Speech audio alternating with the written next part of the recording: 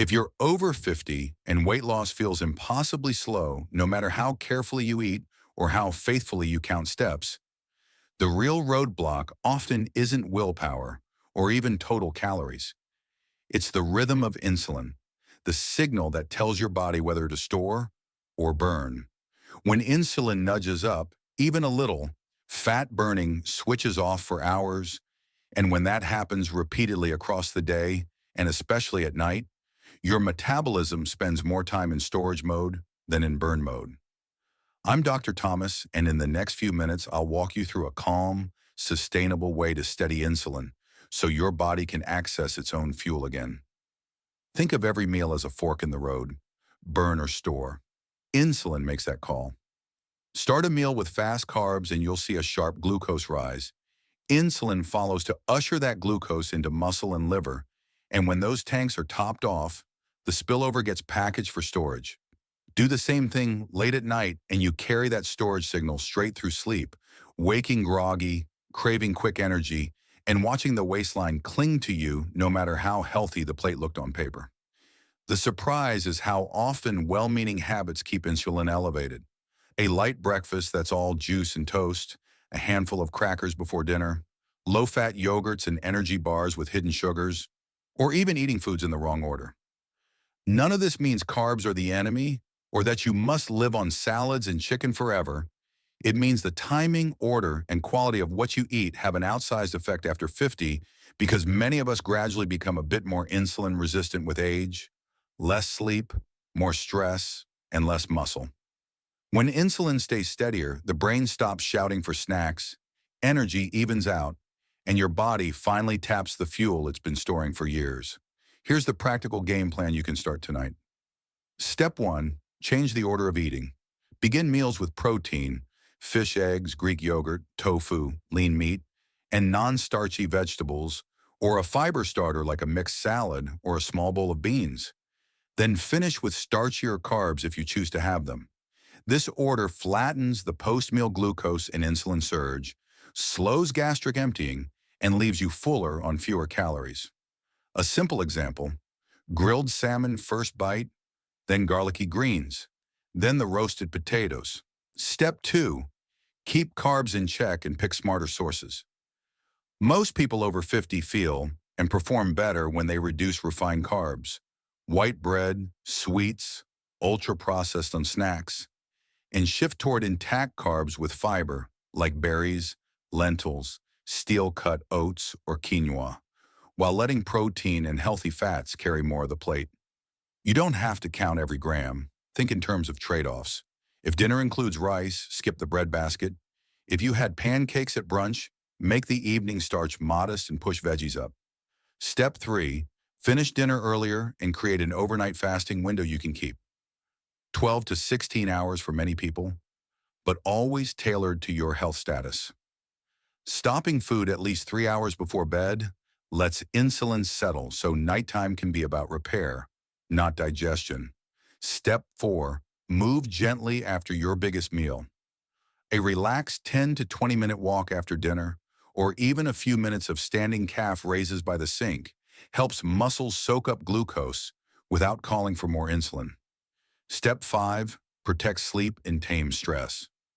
Cortisol, the stress signal, can tug insulin upward. A short pre-bed wind down with soft lighting, a warm shower, and 5 minutes of slow breathing shifts your nervous system into a state where metabolism recovers. Let's make this real with a day-in-the-life example. Breakfast. Instead of orange juice and toast, try an omelet with spinach and a side of berries. If you love toast, keep it to 1 slice and eat it last. Mid-morning. If you're truly hungry, choose a protein-forward snack, Greek yogurt unsweetened with cinnamon, a small handful of nuts, or cottage cheese with cucumber. Lunch. Start with a small bean or veggie soup, then chicken or tofu over a large mixed salad, olive oil vinaigrette, and if you want a grain, add a scoop of quinoa at the end. Afternoon slump. Swap the cookie for tea or coffee without sugar and take a 5-minute brisk walk. Movement blunts the dip without the insulin push. Dinner. Prioritize protein and fiber first. grilled fish or lean beef, and a heap of roasted veg. Then decide whether you still want the rice or pasta. If yes, keep it modest and eat it last. After the meal, stroll around the block, tidy the kitchen on your feet, or do 10 slow chair squats. Close the kitchen 3 hours before bed and hydrate with water or herbal tea. This pattern isn't about perfection. It's about nudging a few levers that swing insulin the most. Common traps to avoid: nibbling all evening because dinner wasn't filling. Solve it with more protein and vegetables up front. Sipping sweetened beverages you don't count as food. They count. Your pancreas doesn't care that it came in a glass. Trusting low-fat and energy labels that hide syrups and starches, and heroic weekday dieting followed by weekend chaos. Another overlooked lever is muscle. Muscle is your glucose sponge. Even 2 short full-body resistance sessions per week, body weight squats to a chair, wall push-ups, light dumbbells, can meaningfully improve insulin handling. If you're new to strength training, start small, focus on form, and progress slowly. Your joints will thank you, and your metabolism will notice. Hydration matters too. Drinking water before meals can slightly reduce appetite and helps you distinguish thirst from cravings. And yes, alcohol. A small glass with dinner is one thing. Several drinks disrupt sleep, nudge late-night snacking, and show up as stubborn fat the next week. Keep it occasional and early, because many viewers ask, how long until I feel a difference? Here's a steady 7-day reset. Days 1 to 2. Practice the meal order at every sit-down and commit to the 3-hour buffer before bed. Don't change everything else yet. Just nail these 2. Days 3 to 4. Add the post-dinner walk or calf raise routine and reduce obvious refined snacks. Pay attention to your morning appetite. You'll likely find you're less ravenous. Days 5 to 7. Choose your carbs consciously, swap white bread for high-fiber choices, keep portions modest, and hold a 12 to 16-hour overnight fast if you tolerate it well. Throughout the week, record 2 things: how you feel on waking and how strong your evening cravings are on a 1 to 10 scale.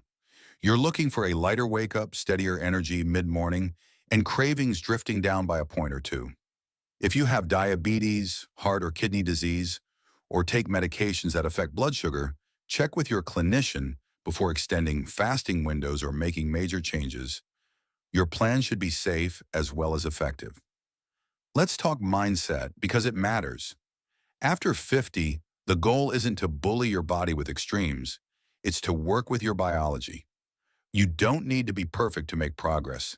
Consistency beats intensity. If a holiday or family dinner lands late, enjoy it, walk after, and return to your rhythm at the next meal. If sleep goes sideways, don't chase energy with sugar. Step outside for 5 minutes of light and movement, rehydrate, and front-load protein at breakfast. Build small rituals that make the default choice the easy choice. Keep sparkling water cold and ready. Pre-chop vegetables on Sundays. Place walking shoes by the door after dinner. And set a gentle kitchen closed reminder on your phone.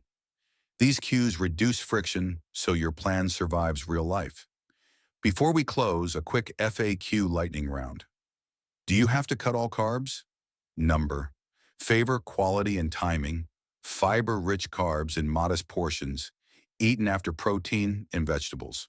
Is breakfast required? Not for everyone. If you're not hungry, a later first meal can work.